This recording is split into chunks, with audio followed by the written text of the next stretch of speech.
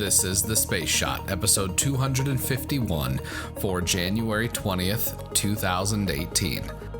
I never want to hold again. Hey everyone, welcome to The Space Shot, your daily space history, pop culture, and news fix. I'm John Molnix. Last night, the United Launch Alliance successfully launched its 125th mission. ULA's consecutive launch record is unmatched and is a testament to the incredible work that's done by everyone at the company. The SBIRS, or Space-Based Infrared System satellite, was launched to a geosynchronous transfer orbit on an Atlas V rocket that was in the 411 configuration. The Atlas V looks pretty cool in this configuration as it has just one solid rocket booster, giving it an asymmetrical look. The 411 stands for a 4-meter payload fairing, one solid rocket booster, and one upper stage Centaur engine. The SBIRS satellites provide infrared surveillance for missile warning, defense, technical intelligence, and battle space awareness. The United States Air Force Space Command operates the SBIRS program. On the other side of the world last night, Rocket Lab was scheduled to launch the second flight of its Electron rocket, this one humorously named Still Testing. The Electron rocket can deliver payloads of up to 225 kilograms or 496 pounds to a low Earth orbit. After dealing with numerous wayward boats that strayed into the launch area, the team had to hold for another launch opportunity.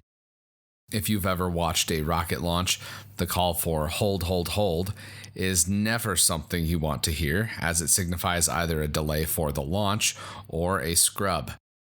When preparing to restart the count last night, there was a very humorous exchange between flight controllers.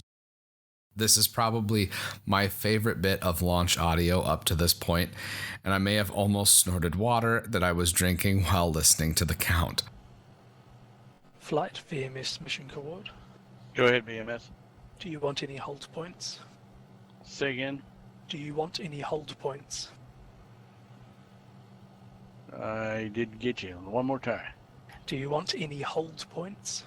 As in, do you want to hold that T-minus 18 or 20? I never want to hold again. Well, it depends. RCO.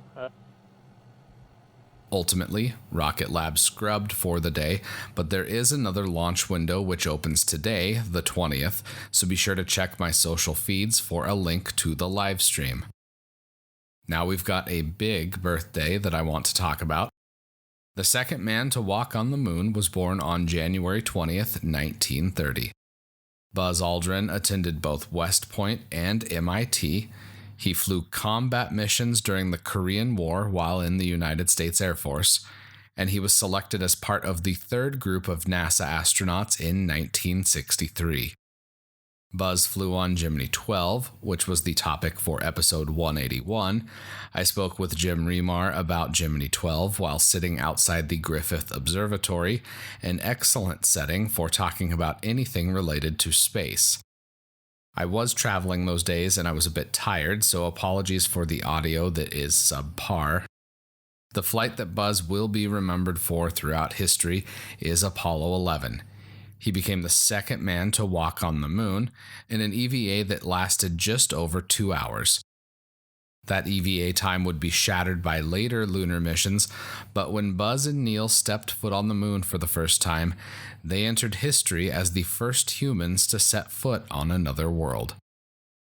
I talked about Apollo 11 and the moon landing specifically back in episode 67, so check it out if you're new to the podcast. Here's to wishing Buzz a birthday that's out of this world. I hope you enjoyed today's episode. I'd appreciate it if you could leave a review on iTunes. If you leave a review, screenshot it and send it to me at John Molnix, pretty much everywhere on the internet, and I will send you a Space Shot sticker and a little thank you. Also, make sure you hit the subscribe button, that way you don't miss any of the daily episodes. As always, the show notes have more information on today's episode. You can hit me up on Instagram and Twitter. Find me at John Molnix. I'm always up to chat. You can also connect with me on Facebook. Just search The Space Shot or click the link in the show notes. Tomorrow, Little Joe. I'm John Mulnix, and I'll catch you on the flip side.